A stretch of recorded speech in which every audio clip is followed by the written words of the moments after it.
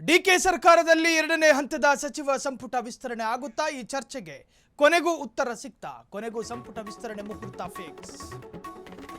ಕೊನೆಗೂ ಸಂಪುಟ ವಿಸ್ತರಣೆಗೆ ಮುಹೂರ್ತ ಫಿಕ್ಸ್ ಆಗಿದೆ. ಗುರುವಾರವೇ ಸಚಿವ ಸಂಪುಟ ವಿಸ್ತರಣೆ ಖಚಿತ. ಫ್ರೀಡಂ ಟಿವಿಗೆ ಉನ್ನತ ಮೂಲಗಳಿಂದ ಎಕ್ಸ್ಕ್ಲೂಸಿವ್ ಆದಂತಹ ಮಾಹಿತಿ. We are going to fire. 23ರಂದು ನೂತನ ಸಚಿವರು ಪ್ರಮಾಣ ವಚನ ಸ್ವೀಕಾರ ಮಾಡ್ತಾರ. ನೂತನ ಸಚಿವರ ಪ್ರಮಾಣ ವಚನಕ್ಕೆ ಸಿದ್ಧತೆ ಆರಂಭ ಆಗಿದೆ. ಡಿಪಿಆರ್ಗೆ ಮಾಹಿತಿ ರವಾನಿಸಿದ ಅಧಿಕಾರಿಗಳು. ಲೋಕಭವನಕ್ಕೆ ಅಧಿಕಾರಿಗಳಿಂದ ಮೌಖಿಕ ಮಾಹಿತಿಯೂ ಕೂಡ ಲಭ್ಯವಾಗಿದೆ. ಇವತ್ತು ನಿಗದಿಯಾಗಿದ್ದ ಸಭೆ ನಾಳೆಗೆ ಪೋಸ್ಟ್ ಪೋನ್ ಆಗಿದೆ. ದೆಹಲಿಯಲ್ಲಿ ನಿಗದಿಯಾಗಿದ್ದ ಸಂಪುಟ ವಿಸ್ತರಣೆ ಮುಹೂರ್ತ ಫಿಕ್ಸು. ಅಂತೂ ಇಂತೂ 40ಕ್ಕೂ ಹೆಚ್ಚು ಆಸ್ಪರೆಂಟ್ಗಳ ಮನೋಗರ್ಭದಲ್ಲಿ ಅಡಗಿದ್ದ ಆಸೆಗೆ ಕೊನೆಗೂ ಉತ್ತರ ಸಿಗ್ತಾ? ಹಾಗಾದರೆ ಯಾರಿಗೆ ಅವಕಾಶ ಸಿಗುತ್ತೆ ಅನ್ನುವುದರ ಗೊಂದಲಕ್ಕಿನ್ನೂ ತೆರೆ ಬಿದ್ದಿಲ್ಲ.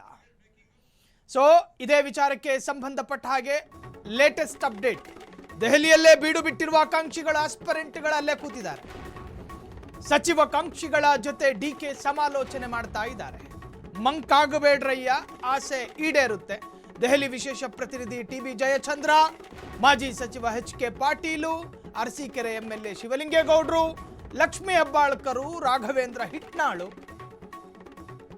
ನಯನ ಮೋಟಮ್ಮರು ಅಲ್ಲೇ ಇದ್ದಾರೆ. ಬಸವರಾಜ ರಾಯರೆಡ್ಡಿನೂ ಅಲ್ಲೇ ಇದ್ದಾರೆ.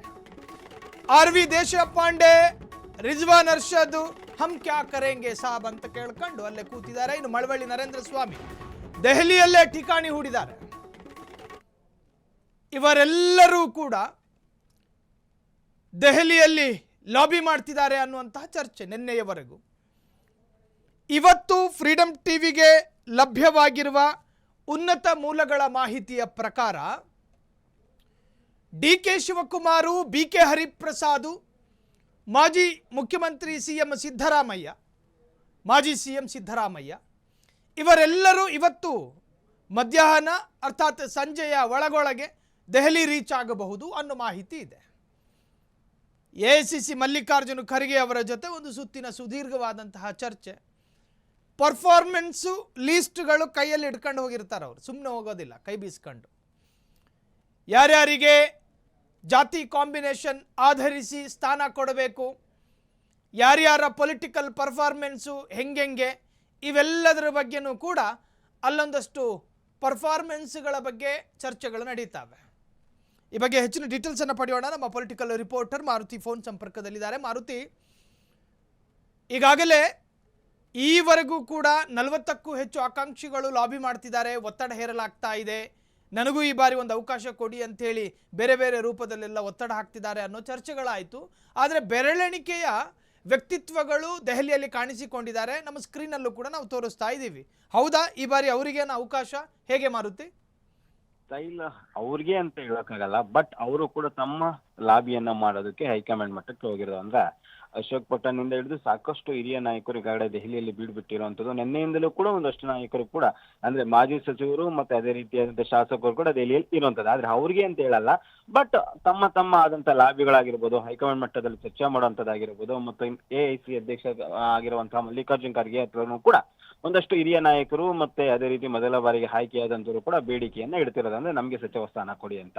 ಆದ್ರೆ ಇವತ್ತು ನಡೀಬೇಕಾಗಿರುವಂತಹ ಮೀಟಿಂಗು ನಾಳೆಗೆ ಮುಂದೂಡಿಕೆ ಆಗಿದೆ ಎಂಬ ಚರ್ಚೆ ಕೂಡ ಇನ್ನೊಂದು ಇರುವಂತದ್ದು. ಯಾಕೆಂದ್ರೆ ಲೋಕಸಭೆಯಲ್ಲಿ ಗಲಾಟೆ ಆಗ್ತಿರೋ ಕಾರಣದಿಂದ ಅದ್ರ ಬಗ್ಗೆ ಎಲ್ಲರೂ ಕೂಡ ಹೈಕಮಾಂಡ್ ನಾಯಕರು ಆ ಕಡೆ ಹೆಚ್ಚು ಗಮನ ಹರಿಸಿದ್ದಾರೆ. ನಾಳೆ ಬೆಳಿಗ್ಗೆ ಆಗುವ ಸಾಧ್ಯತೆ ಇದೆ ಎಂಬುದು ಕೂಡ ಈಗಾಗಲೇ ಇದಕ್ಕೆ ಸಚಿವ ಸ್ಥಾನ ವಿಸ್ತರಣೆಗೆ ಸಂಬಂಧಪಟ್ಟಂತೆ ಚರ್ಚೆ ನಡೆಸೋದಕ್ಕೆ ಸಿಎಂ ಡಿ.ಕೆ. ಬಿ.ಕೆ. ಹರಿಪ್ರಸಾದ್ ಮತ್ತು ಸಿದ್ದರಾಮಯ್ಯರು ಕೂಡ ದೆಹಲಿಯಲ್ಲಿ ಇರುವಂತದ್ದು. ಇವತ್ತು ಸಂಜೆ ಅಥವಾ ನಾಳೆ ಬೆಳಿಗ್ಗೆ ದೆಹಲಿಯಲ್ಲಿ ಹೈ ವೋಲ್ಟೇಜ್ ಮೀಟಿಂಗ್ ನಡೆಯುವ ಸಾಧ್ಯತೆ ಇರುವಂತದ್ದು. ಪ್ರಮುಖವಾಗಿ ಇರುವಂತಹ 20 ಸ್ಥಾನಗಳನ್ನು ಭರ್ತಿ ಮಾಡುವ ಬಗ್ಗೆ ಹೈಕಮಾಂಡ್ ಚಿಂತನೆ ನಡೆಸ್ತಿದೆ ಅಂತ ಹೇಳಲಾಗ್ತಿದೆ. ಯಾಕೆಂದ್ರೆ ಇರುವಂತರಲ್ಲಿ ಜಾಸ್ತಿ ಉಳಿಸ್ಕೊಂಡಷ್ಟು ಕೂಡ ಮುಂದಿನ ದಿನಗಳಲ್ಲಿ ಅದು ಹೆಚ್ಚು ಗೊಂದಲಕ್ಕೆ ಕಾರಣ ಆಗತ್ತೆ, ಅಸಮಾಧಾನಕ್ಕೂ ಕೂಡ ಕಾರಣ ಆಗತ್ತೆ. ಒಂದೇ ಸ್ಟೇಟ್ಮೆಂಟ್ ಅಲ್ಲಿ ಎಲ್ಲವೂ ಕೂಡ ಭರ್ತಿ ಮಾಡುವ ನಿಟ್ಟಿನಲ್ಲಿ ಕಸರತ್ತನ್ನ ಆರಂಭ ಮಾಡಿದ್ದಾರೆ ಹೈಕಮಾಂಡ್ ನಾಯಕರು ಕೂಡ ಅಂತ ಹೇಳಲಾಗ್ತಿದೆ.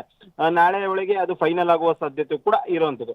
ಇನ್ನೊಂದ್ ಕಡೆ ಈಗಾಗಲೇ ಲೋಕಭವನದಲ್ಲೂ ಕೂಡ ಪ್ರಮಾಣ ವಚನ ಸ್ವೀಕಾರಕ್ಕೆ ಸಂಬಂಧಪಟ್ಟಂತೆ ಈಗಾಗಲೇ ಲೋಕಭವನ ಅಧಿಕಾರಿಗಳನ್ನ ಕೂಡ ಸಿಎಂ ಕಚೇರಿ ಅಧಿಕಾರಿಗಳು ಸಂಪರ್ಕ ಮಾಡಿರುವಂತದ್ದು.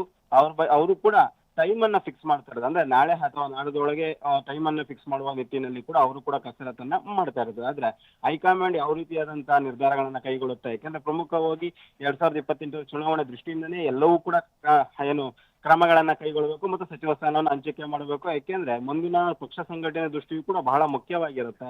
ಇದರಲ್ಲಿ ಜಾತಿ ಕಾಂಬಿನೇಷನ್ ಆಗ್ಬೇಕಾಗುತ್ತೆ ಮತ್ತು ಸಮುದಾಯ, ಜಿಲ್ಲೆ ಎಲ್ಲಾ ಕಾಂಬಿನೇಷನ್ ಮಾಡಿಕೊಂಡು 20 ಸಚಿವರುಗಳನ್ನ ಹಂಚಿಕೆ ಮಾಡಬೇಕು. ಹೀಗಾಗಿ ರಾಜ್ಯ ನಾಯಕರು ಮತ್ತೆ ಹೈಕಮಾಂಡ್ ನಾಯಕರು ಚರ್ಚೆ ನಡೆಸ್ತಾರೆ.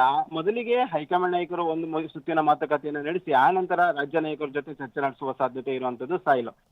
ಓಕೆ, ಸೊ ಇನ್ನು ಮಾರುತಿ 19+1 20 ಖಾತೆಗಳು ಖಾಲಿ ಬಿದ್ದಿದ್ದಾವೆ. ಇದು ಎರಡನೇ ಸುತ್ತಿನಲ್ಲಿ ಕಂಪ್ಲೀಟ್ ಆಗ್ತವಾ ಅಥವಾ ಹೈಕಮಾಂಡ್ನ ಸೂಚನೆಯಂತೆ 4-5 ಖಾತೆಗಳನ್ನು ಹಾಗೆ ಉಳಿಸಿಕೊಳ್ಳಲಾಗಬಹುದಾ ಮಾರುತಿ? ಈ ಖಾತೆ ಫುಲ್ ಹಂಚಿಕೆ ಬಗ್ಗೆ ಕೂಡ ಹೈಕಮಾಂಡ್ ಮಟ್ಟದಲ್ಲಿ ಚರ್ಚೆ ಆಗ್ತದೆ. ಯಾಕೆಂದ್ರೆ ಈಗ ಒಂದು ವೇಳೆ 4-5 ಉಳಿಸಿದ್ದೇ ಆದಲ್ಲಿ ಮತ್ತಷ್ಟು ಚರ್ಚೆಗೆ ಗ್ರಾಸವಾಗುತ್ತೆ. ಮತ್ತೆ ಸಚಿವ ಸಂಪುಟ ವಿಸ್ತರಣೆ ಬಗ್ಗೆ ಚರ್ಚೆ ಆಗುತ್ತೆ, ಒತ್ತಡಗಳು ಕೇಳಿ ಬರ್ತವೆ, ಮತ್ತೆ ಅದೇ ರೀತಿ ಅಸಮಾಧಾನಕ್ಕೂ ಕೂಡ ಕಾರಣ ಆಗತ್ತೆ. ಒಂದು ವೇಳೆ ಪೂರ್ತಿ ಮಾಡಿದ್ರು ಕೂಡ ಪಕ್ಷದಲ್ಲಿ ಒಂದಷ್ಟು ಕಡೆ ಅಸಮಾಧಾನ ಎದ್ದೇಳುವ ಸಾಧ್ಯತೆಯನ್ನು ಕೂಡ ಇರುವಂತದ್ದು. ಹೀಗಾಗಿ ಹೈಕಮಾಂಡ್ ನಾಯಕರು ಎಲ್ಲವನ್ನೂ ಲೆಕ್ಕಾಚಾರ ಹಾಕ್ತಾರೆ. ರಾಜ್ಯ ನಾಯಕರ ಮಾಹಿತಿಯನ್ನ ಪಡಿತಾರೆ, ಯಾರಿಗೆಲ್ಲ ಕೊಡಬೇಕು, ಮತ್ತೆ ಯಾವ ರೀತಿ ಆಕಾಂಕ್ಷಿಗಳಿದ್ದಾರೆ, ಮತ್ತೆ ಅವರ ಸಮುದಾಯಗಳೇನು, ಎಷ್ಟು ಪ್ರಾಬಲ್ಯ ಹೊಂದಿದ್ದಾರೆ, ಇವೆಲ್ಲವೂ ಕೂಡ ಲೆಕ್ಕಾಚಾರ ಹಾಕ್ತಾರೆ. ಆಲ್ಮೋಸ್ಟ್ 1-2 ಖಾತೆಯನ್ನ ಬಾಕಿ ಉಳಿಸುವ ಸಾಧ್ಯತೆ ಇರುವಂತದ್ದು. ಇನ್ನು ಬಾಕಿ ಉಳಿದಂತಹ 17-18 ಸ್ಥಾನಗಳನ್ನ ಕೂಡ ಭರ್ತಿ ಮಾಡೋದಕ್ಕೆ ಈಗಾಗಲೇ ಹೈಕಮಾಂಡ್ ನಾಯಕರು ಕೂಡ ಸಿದ್ಧತೆಯನ್ನ ಆಗಿರುವಂತದ್ದು. ಈ ಬಾರಿ ಆದ್ರೂ ಕೂಡ ಹೆಚ್ಚಿನದಾಗಿ ಹೊಸಬರಿಗೆ ಮತ್ತು ಯುವರಿಗೆ ಹೆಚ್ಚಿನ ಆದ್ಯತೆಯನ್ನು ಕೊಡಬೇಕು ಅಂತ ಕೂಡ ಪಕ್ಷದಲ್ಲಿ ಚರ್ಚೆ ಆಗ್ತಿದೆ. ಹೀಗಾಗಿ ರಾಹುಲ್ ಗಾಂಧಿ ಅವರು ಮಾರುತಿ ಹಾಗೆ ಸಂಪರ್ಕದಲ್ಲೇ ಇರಿ. ಸ್ವತಃ ಅರಸೀಕೆರೆ MLA ಶಿವಲಿಂಗೇಗೌಡರು ಫೋನ್ ಸಂಪರ್ಕದಲ್ಲಿ. ಸರ್ ನಮಸ್ಕಾರ. ನಮಸ್ಕಾರ. DK ಶಿವಕುಮಾರ್ ಅವರ ಸಚಿವ ಸಂಪುಟ ವಿಸ್ತರಣೆಯಾದ್ರೆ ಎರಡನೇ ಹಂತದಲ್ಲಿ ಶಿವಲಿಂಗೇಗೌಡರಿಗೆ ಒಂದು ಒಳ್ಳೆ ಖಾತೆ ರೆಡಿ ಇದೆ, ಹೌದಾ? ಒಂದು ಭರವಸೆ ಇದೆಯಾ? ಹಲೋ ಸರ್, ನನ್ನ ಧ್ವನಿ ರೀಚ್ ಆಗ್ತಾ ಇದೆಯಾ ತಮಗೆ? ನೋಡ್ಬೇಕು ಸರ್, ಇನ್ನು ಹೈಕಮಾಂಡ್ ನಿರ್ಧಾರ ಮಾಡಬೇಕು ಸರ್. ರಾಜಕೀಯ ವಲಯದಲ್ಲಿ ಬಹುದೊಡ್ಡ ಚರ್ಚೆ ಇದೆ ಸರ್, ಶಿವಲಿಂಗೇಗೌಡರಿಗೆ ಎರಡನೇ ಹಂತದ ಸಚಿವ ಸಂಪುಟ ವಿಸ್ತರಣೆಯಲ್ಲಿ ಒಂದು ಒಳ್ಳೆಯ ಆಯಕಟ್ಟಿನ ಇಲಾಖೆನೆ ಕೊಡಲಾಗುತ್ತೆ ಅಂತ. ಅಲ್ಲ, ಚರ್ಚೆ ಇದೆ, ಚರ್ಚೆ ನಡೀತಾ ಇದೆ. ಬಟ್ ಅದು ಅಂತಿಮವಾಗಿ ಹೈಕಮಾಂಡ್ ಹೇಳ್ಬೇಕಲ್ಲ ಸರ್. ಹೈಕಮಾಂಡ್ ಹೇಳೋವರೆಗೂ ನಾವು ಸರ್, ಕೆಲವೊಮ್ಮೆ ಈ ಬಣಗಳು ಪೆಟ್ಟು ಕೊಡುತ್ತೆ ಅನ್ನುವಂತಹದ್ದು. ಶಿವಲಿಂಗೇಗೌಡರು ಸಿದ್ದರಾಮಯ್ಯನ ಬಣನೋ DK ಶಿವಕುಮಾರ್ ಬಣನೋ ಆ ಚರ್ಚೆ ಅಲ್ಲ, ಆದ್ರೆ ಎಲ್ಲ ಒಂದು ಕಡೆ ಈ ಬಣ ಅನ್ನುವಂತಹದ್ದು ಅಡೆತಡೆ ಆಗಬಹುದಾ ಕೆಲವೊಮ್ಮೆ ಅಂತ? ಇಲ್ಲ, ಯಾವ ಬಣ ಇಲ್ಲ ಸರ್, ಎಲ್ಲ ಒಂದೇ. ನಮ್ಮ ಹಾಸನ ಜಿಲ್ಲೆನಲ್ಲಿ ನಾನು ಒಬ್ಬನೇ MLA ಇರೋದು. ಪಕ್ಷ ಸಂಘಟನೆ ದೃಷ್ಟಿಯಿಂದ ನಮಗೆ ಕೊಡ್ಬೇಕು ಅಂತ ಹೇಳಿ ಇಬ್ರು ನಾಯಕರು ತೀರ್ಮಾನ ಮಾಡಿದ್ದಾರೆ ಅಂತ ವದಂತಿ ಇದೆ. ಅದು ಕಾರ್ಯಗತ ಆಗ್ಬೇಕಷ್ಟೇ. ಎಸ್, ಈಗ ಎಲ್ಲ ಒಂದು ಕಡೆ ವೈಯಕ್ತಿಕವಾದಂಥ ಆಸೆಗಳು ಇರ್ತಾವೆ ಸರ್. ಶಿವಲಿಂಗೇಗೌಡರಿಗೆ ಇಂತಹದ್ದೊಂದು ಖಾತೆ ಸಿಕ್ಕಿದ್ರೆ ಚೆನ್ನಾಗಿರ್ತಿತ್ತು. ಸೊ ಯಾವ ಖಾತೆ ಮೇಲೆ ಒಂದು ಸಣ್ಣ ಆಸೆ ಇದೆ ಸರ್ ತಮಗೆ? ನನಗೆ ಯಾವ ಖಾತೆನೂ ಯಾವ್ದು ಕೊಡ್ತಾರ, ಮೊದ್ಲು ಮಂತ್ರಿ ಆಗ್ಬೇಕಲ್ಲ, ಆಮೇಲೆ ಖಾತೆ. ಮಂತ್ರಿ ಆದ್ರೆ ಖಾತೆ ಕೇಳಿದ್ರೆ ಮಂತ್ರಿ ಆದ್ಮೇಲೆ ನೋಡೋಣ ಅದು ಯಾವ್ದು ಕೊಡ್ತಾರೆ ಅಂತ ನಿಭಾಯಿಸೋದು. ಓಕೆ ಸರ್, ವಿಸ್ತರಣೆ ಯಾವತ್ತಾಗ್ಬೋದು ಸರ್? ಇವತ್ತು ಸಂಜೆ ಒಳಗಾಗಿ ಒಂದು ಕ್ಲಿಯರ್ ಪಿಕ್ಚರ್ ಸಿಗುತ್ತೆ ಸರ್? ಸಂಜೆ ಒಳಗೆ ಒಂದು ಕ್ಲಿಯರ್. ಇಲ್ಲಿ ಸ್ವಲ್ಪ ಅದೇ ಪಾರ್ಲಿಮೆಂಟ್ ನಡೀತಾ ಇದೆ, ಅದರಿಂದ ಸಂಜೆ ಕೂರ್ಬಹುದು. ಸಂಜೆ ಒಳಗೆ ಇವತ್ತು ನೈಟ್ ಒಂದು ಅಂತಿಮ ರೂಪ ತಗೋಬಹುದು ಅಂತ ಎಲ್ಲರ ಭಾವನೆ ಇದೆ. Thank you. ಓಕೆ ಶಿವಲಿಂಗೇಗೌಡ್ರೆ, ಆಲ್ ದಿ ಬೆಸ್ಟ್, ಒಳ್ಳೆಯದಾಗಲಿ. ಸೊ ಇಷ್ಟೊತ್ತು ಫ್ರೀಡಮ್ ಟಿವಿ ಜೊತೆ ಮಾತನಾಡಿದ್ದಕ್ಕೆ ಧನ್ಯವಾದಗಳು. ಎಲ್ಲ ಒಂದು ಕಡೆ ಶಿವಲಿಂಗೇಗೌಡರು ಸ್ವತಃ ಅರಸೀಕೆರೆ ಮೇಲೆ ಮಾತನಾಡ್ತಾ ಇದ್ರು. ಮನುಷ್ಯ ಸ್ವಾಭಾವಿಕ, ಆಸೆ ಪಡೋದ್ರಲ್ಲಿ ತಪ್ಪೇನಿದೆ. ನಾನು ಕೇಳ್ತಾ ಇದ್ದೆ ಅವ್ರ ಜೊತೆ, ನಿಮಗೆ ಒಂದೊಂದು ಬಣಕ್ಕೆ ಸೀಮಿತಗೊಳಿಸ್ಬಿಟ್ಟು ಆ ಬಣದ ಹೆಸರಿನಲ್ಲಿ ಸಚಿವ ಸ್ಥಾನ ತಪ್ಪಿದ್ರೆ ಹೆಂಗ್ರಯ್ಯ ಅಂತ. ಸೊ ಆ ಸಂದರ್ಭದಲ್ಲೂ ಅವ್ರು ಹೇಳ್ತಾ ಇದ್ರು, ನಾವು ಯಾವ ಬಣನೂ ಅಲ್ಲ, ಕಾಂಗ್ರೆಸ್ಸಿಗರು ವಿ ಆರ್ ಒಂದು ಫ್ಯಾಮಿಲಿ, ನಾವೆಲ್ಲರೂ ಒಂದೇ ಕುಟುಂಬ, ಬಣಗಿಣ ಅನ್ನೋದಲ್ಲ. ಆಸೆ ಮಾತ್ರ 90ರಲ್ಲಿ ಇದ್ದಂಗೆ ಕಾಣ್ತಾ ಇದೆ. ಸೊ ಎಲ್ಲ ಒಂದು ಕಡೆ ಈ ಬಾರಿ ಸ್ಥಾನ ಸಿಗುತ್ತಾ? ಸೊ ಮಾರುತಿ ಸಂಪರ್ಕದಲ್ಲೇ ಇದ್ದಾರೆ. ಮಾರುತಿ, ಎಲ್ಲ ಒಂದು ಕಡೆ ಶಿವಲಿಂಗೇಗೌಡರು ಮಾತನಾಡ್ತಾ ಇದ್ದಂತಹ ಸಂದರ್ಭದಲ್ಲಿ ಹೇಳ್ತಾ ಇದ್ರು, ಬಣಗಿಣ ಅವೆಲ್ಲವೂ ಕೂಡ ಸೆಕೆಂಡ್ರಿ. DK ಶಿವಕುಮಾರ್ ಅವರ ಸಚಿವ ಸಂಪುಟ ಇವತ್ತು ಸಂಜೆ ಒಳಗೆ ಒಂದು ಕ್ಲಿಯರ್ ಪಿಕ್ಚರ್ ಸಿಗ್ತಾವೆ, ಅಲ್ಲಿ ಕೆಲವೊಮ್ಮೆ ನಾನು ಸಚಿವನಾಗಲೂಬಹುದು ಅನ್ನೋ ಒಂದು ಅಂದಾಜನ್ನು ವ್ಯಕ್ತಪಡಿಸ್ತಾ ಇದ್ರು ಮಾರುತಿ.